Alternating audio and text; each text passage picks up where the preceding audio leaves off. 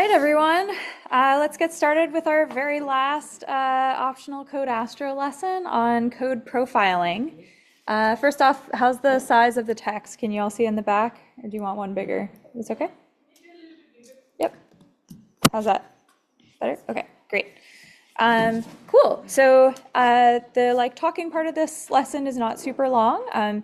In general, the point of this lesson is to get you familiar with the C profile Python profiler and then an associated Python module called pstats. So in general, code profiling is the process of actually analyzing the performance of your code or software. You can do this yourself by just timing how long things take, or you can use particular tools to help you do this.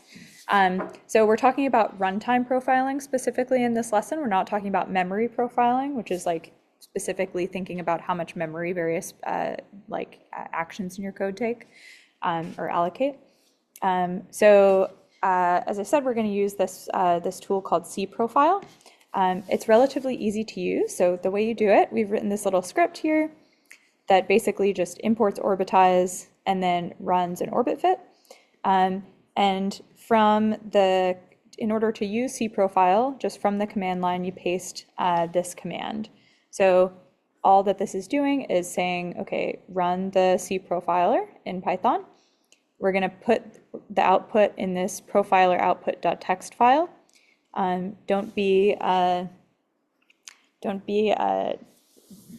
It's called a text file, but it's actually like a binary output, so you can't really read it by yourself.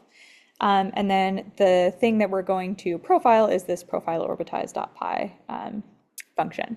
So you just take this whole command and you put it in the command line and you run it, and so it's going to attach this C profiler to this script. In general, when you're running code profiling, you generally don't want to run it on parallelized code because the profiler will then you have to configure the profiler to basically profile each separate parallelized version of the code. You can do that, but it's more annoying. So, and in general, if you're trying to profile the code, you care more about how much each function takes rather than the entire runtime of the code. So profiling parallelized code makes things harder. Okay, so yeah, so we're doing a short orbit fit. We're setting our number of cores to be equal to 1. I'll ask you later in the activity to either run this yourself or you can use a pre-outputted file. So I think the joke is that like any good cooking show, we already have the output here for you. So this profiler output.txt. You can see it's a binary file. It uses weird encoding, so we can't actually display it here. Okay, so we've now profiled our code. How do we actually learn from the actual profiling process? So we've got this this Jupyter notebook here that will help you understand the outputs of this C profiler. It's also, I guess one other thing worth mentioning is that C profile is also installed with Python, so you don't have to do any other special installation. This should already be included with your Python installation. All right. Okay, so now let's go on to analyzing the C profile output. I said at the beginning, we're going to use this module called pstats in order to do this. So the first thing we do is just read in the mystats output using this by instantiating this pstats.stats object with the profiler output.txt. So let's run that. All right. So now I'm going to give you a couple of examples of what pstats can do and then give you a couple of activities to actually test it out for yourself. So the first thing we're going to do is sort the statistics by time and then print out the top 5 functions. So these are the top 5 longest running functions. There's a couple of columns in this output that I'll take you through. So let's do this first. All right. So you can see in this, how long is this? I don't know, 36 line code, most of which is comments, that There were over 2 million function calls in 190 seconds. So Python's calling a lot of functions under the hood.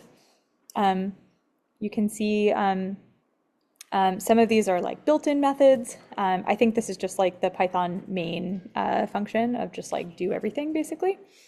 And then we've got, this is our like an actual orbitize function that took the longest. This is Newton solver wrapper, then calc orbit, our handy array-dect setPA function that I showed you the unit test for this morning, and calc eccentric anomaly is down here. So we've got a couple of different things that are at the top here. The total number of calls, so this is just the total number of times that each one of these functions was called from the start of the code execution to the end. The total time within this function, and I'm going to come back to this in a second.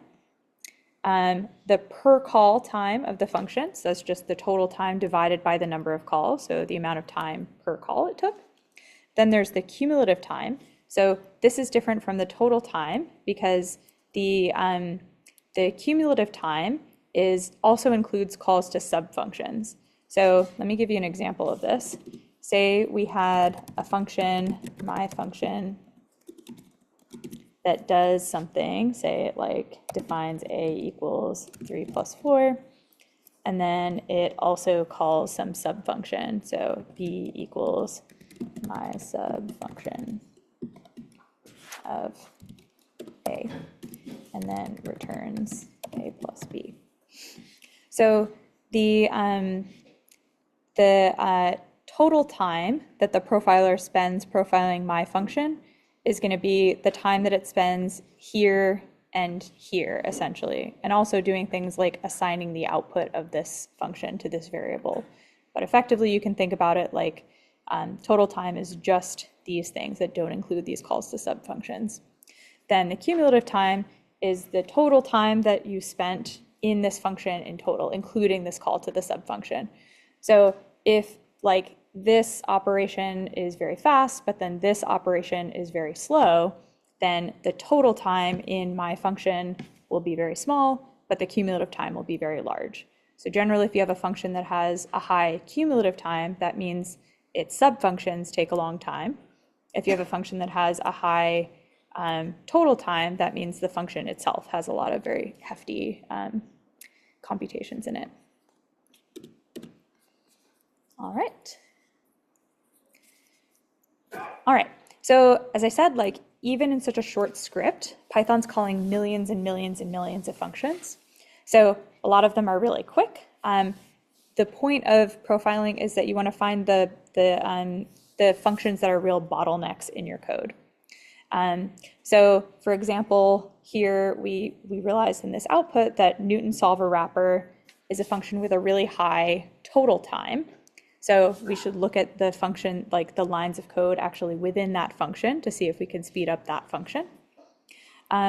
Calc eccentric anomaly, on the other hand, is a function with a low total time, but a very high cumulative time. That means that the function itself, like in the body of the function, doesn't have a lot of very intensive computations, but its subfunctions, functions that it calls, end up taking a lot of time. So that means we should look at the functions it calls to figure out what takes up so much time. Another really nice feature of this pstats module is that you can include multiple filters.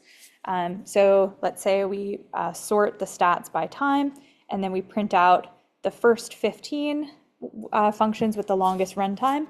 Then we're going to add another layer of this filter, down select only those which have the name numpy in them. So if we run this, we actually don't get anything out. And the reason for that is that none of those top 15 functions are numpy functions. On the other hand, if we run the same exact command, but just switch the order of numpy and 15, now we're going to print out the top numpy functions, the numpy functions that take the most time, and then select only the top first 15 of those. So the order matters of these filters, but you can add multiple filters on top of each other.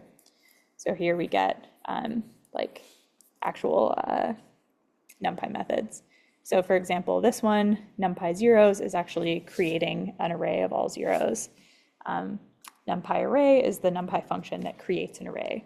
So that was called 142,000 times. So we created 142,000 arrays. All right, so that's all I wanted to do. As I said, most of this activity is actually you like getting to play around with pstats and understand it. At the end, we'll come back together and I'll give you a few like hot takes about profiling.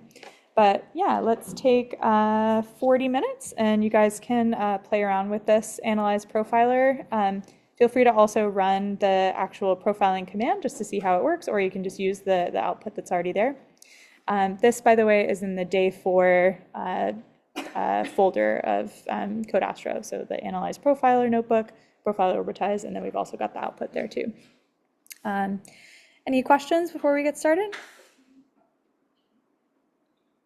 All right, cool. All right, get to it. All right, y'all. Let's just take the last 10 minutes. I want to wrap up with some like thoughts about how to actually optimize your code. So far we only talked about like how to profile your code and how to identify the parts of your code that are taking the most time, and not actually about like how to speed those parts up. Thankfully, I think like actually identifying which parts of your code are taking the most time is probably like the more like is the thing we can like teach you more about. There's a bunch of general strategies and like tips we can give, but there's not like a silver bullet of like you do this and it'll automatically improve all your code runtime. Got this nice meme also of the sort of philosophy behind optimization. Okay, yeah. So in general, it's important to focus on like the slowest functions. You don't want to optimize without like a goal in mind. So here's an example of like if you speed up something that takes 50% of the runtime by 2x, which is a big speed up, speeding up a function twice, it only gives you a 25% overall speed up. But if a function only takes 10%, the same 2x improvement only gives you a 5% gain. So you could spend a lot of time making like, you know, your 5th slowest function like 4 times faster, but that's not actually necessarily going to improve the overall runtime of your code. So it's worth focusing on those tallest tentpoles. In general, also like it's much more important to optimize code readability over code runtime. There's like in general, code that you can read and that other people can understand is going to be much more maintainable over time, and is going to be also easier for other people to contribute to. So you really want to make sure you're not just optimizing for the sake of optimizing and in the process making your code really obtuse and really difficult for other people to read. So in general, like this is the meme, like don't, you know, if it's going to take 30 seconds to run the code, you have to weigh that against the amount of time, person hours you're going to spend actually speeding up that code. Okay, all that said, how do you actually speed up your code? Like I said before, there's not like one single method to speed up your code, but there are a couple of different levels of things you can try. In level 1, we've got eliminating computations that are not being used. So any variables you're not using, or if you're processing a whole image, but you really only need like part of the image to be processed. Basically just like reducing the amount of like extraneous stuff you're doing. In general, NumPy functions are going to be very efficient for matrix operations, for array operations, any sort of like numerical computation. And that's because NumPy secretly actually isn't written in Python, it's written in C. So under the hood, it's doing things much faster. It's optimized in a lot of really smart ways. Avoid copying variables that don't need to be copied. So if you have a NumPy array, for example, and you wrap it in this numpy.array function, you're actually creating an entirely new NumPy array and copying that information into a new place. So all of that is going to take extra time. I'm going to talk below about vectorization instead of using Python for and while loops. This is sort of like the, generally when I'm like writing code for the first time, I like, you know, often write for and while loops in the initial version of the code. And then if I decide that this part of the code needs to be sped up, then I will think about vectorizing or using like, you know, array comprehensions or something like that. But that's always a second step generally. Like I don't usually most of the time I don't do those sort of vectorization tricks a priori. Okay, so some higher level things. So if MKL or BLAST, which are linear algebra libraries, are being run inside of already parallelized code, disable them. So this is because those libraries have their own parallelization schemes. So if you're running parallelized code and then within that you're running MKL or BLAST, the parallelization schemes are going to actually like sort of cancel each other out in a way. And another thing you can do is if you're running like a iteration scheme that needs to come to some level of convergence. So maybe you're doing like a Newton-Raphson solver to get to the minimum of a function, or you're running an MCMC, a Markov chain Monte Carlo. You can just decrease the number of iterations or use like larger tolerances. Another example here is like you can approximate sine and cosine by Taylor expansions. Under the hood, that's really what I'm pretty sure that's what your computer is doing anyway, but you can like just, have fewer terms in the Taylor expansion to make if your precision is not as important as your actual runtime. Another level is to not use Python. So you can either completely move away from Python into a fully compiled language like C or Fortran, or you can also kind of mix and match. Like if there's a particular part of your code that is very compute intensive and you want to speed up the overall runtime of your code, you can take that chunk of code and put it into C. So there are a couple tools for integrating C code with Python. So we in Orbitize, we use Cython, which is one of the functionalities of Cython is to make C code libraries callable inside of Python code. So more on the vectorization. I think we also had a little bit of this in the diagnostic assessment. But yeah, in general, this let's say you've got two arrays here. If you want to, if you can add add each element of the condition one for each element in this array 1, you're conditioning on the element and then adding 5. So this nested kind of for loop and Boolean statement is going to end up being very slow. If you use these masked arrays, if you use masks, in general, these sorts of computations are much faster. They're going to allow you to take advantage of NumPy operations under the hood.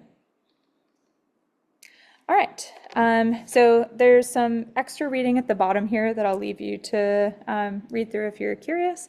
So this is just ideas about extrapolating the performance of your code. So generally the point of this really is that you generally don't want to profile your code on a supercomputer if you're going to be running your code in a high performance computing environment. You want to do all of the profiling on your own computer, if at all possible, on a much smaller subset of the data, and then extrapolate the expected runtime once you get to the larger environment. So this takes you through some examples of how to do that. And then we very briefly talk about memory. In general, one